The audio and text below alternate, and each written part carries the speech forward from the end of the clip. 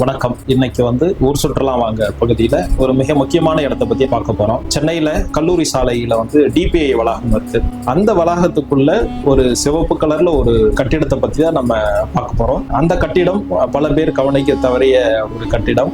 அந்த கட்டிடத்தினுடைய உண்மையான வரலாறு என்ன, அந்த கட்டிடம் ஏன் நமக்கு ரொம்ப முக்கியம் அப்படிங்கிறது, இது எல்லாத்தையுமே இந்த எபிசோட்ல நம்ம பார்க்கலாம்.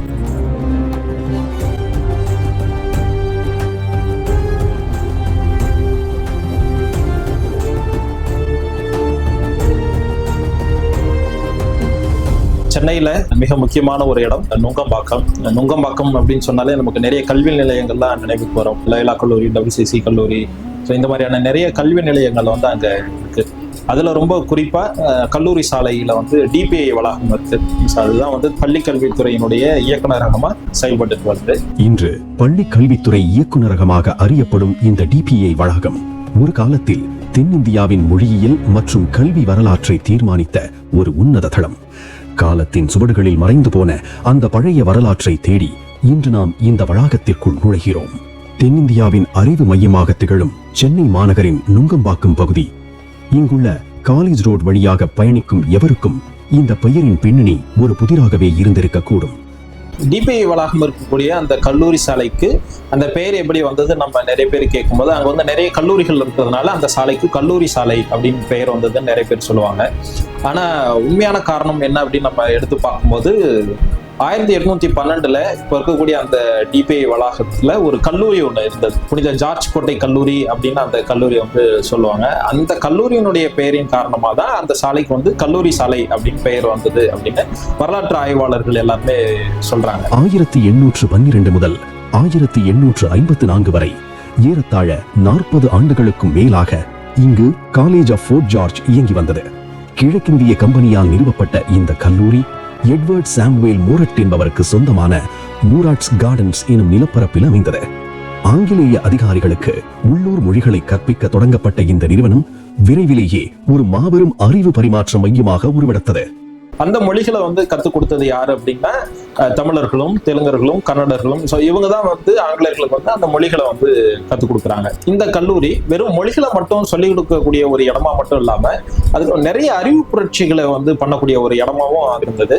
சென்னை அருங்காட்சியகம், உயிரியல் பூங்கா, மெட்ராஸ் லிட்டரரி சொசைட்டி போன்ற பல முக்கிய நிறுவனங்கள் வேர்விட்ட இடமும் இதுவே. இந்த வளாகத்தின் வரலாற்றில் பிரான்சிஸ் ஒயிட் எலிஸ் ஒரு தவிர்க்க முடியாத பெயர்.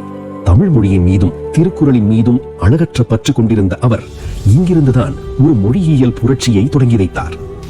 அவர் தான் மிக முக்கியமான ஒரு வரலாற்று கோட்பாட்டை அந்த உலகத்துக்கு சொல்றார். அது என்ன அப்படின்னா, தமிழ், தெலுங்கு இது போன்ற தென்னிந்திய மொழிகள் எதுவுமே சமஸ்கிருதத்திலிருந்து வந்ததில்லை. இந்த மொழிகள் எல்லாமே ஒரு தனித்துவம் வாய்ந்தது, இதுக்குன்னு ஒவ்வொரு அடையாளங்கள் இருக்கு அப்படிங்கிறத சொல்றாரு. இதுதான் திராவிட மொழி கோட்பாட்டுக்கான மிக முக்கியமான ஒரு அடித்தளமா இருந்தது. அதுக்கப்புறம் தான் திராவிடியன் தியரி எல்லாமே தொடங்க ஆரம்பிச்சு.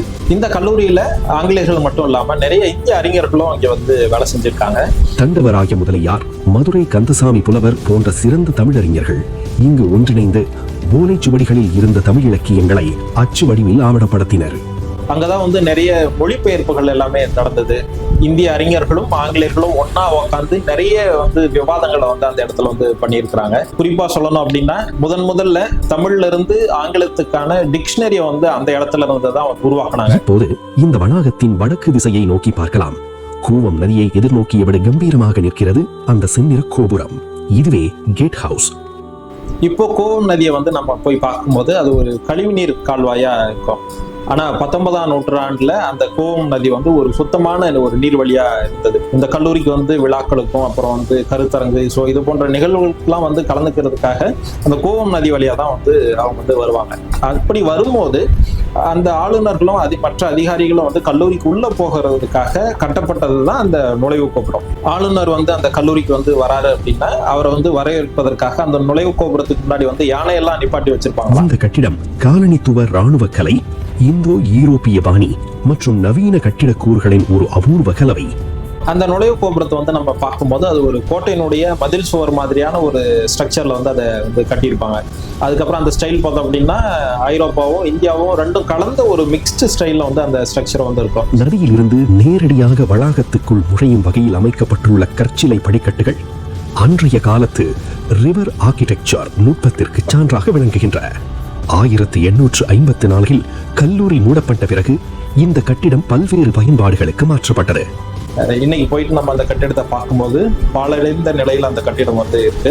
ஆனா அதனுடைய கம்பீரம் வந்து இன்னுமே வந்து குறையல. அது பல கதைகளை வந்து இன்னும் சுமந்து நிக்குது.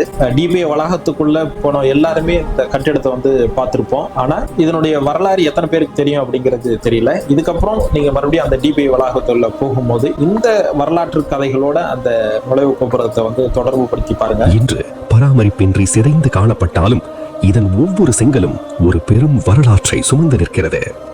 தினம்தோறும் இங்கு வந்து செல்லும் நூற்றுக்கணக்கான ஆசிரியர்களும் ஊழியர்களும் அறியாத ஒரு மௌன சாட்சியாய் இது இன்னும் நிலைத்து நிற்கிறது.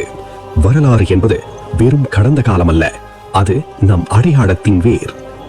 அடுத்த முறை நீங்க டிபிஐ வளாகம் போகும்போது கட்டாயமா இந்த நுழைவு கோபுரத்தை போய் பாருங்க. இந்த நுழைவு கோபுரம் சொல்லக்கூடிய அந்த வரலாற்று கதைகளை வந்து கற்பனை செஞ்சு பாருங்க. மீண்டும் அடுத்த மாதம் இன்னொரு மிக முக்கியமான ஒரு வரலாற்று இடத்தோடு உங்களை சந்திக்கிறேன். நன்றி.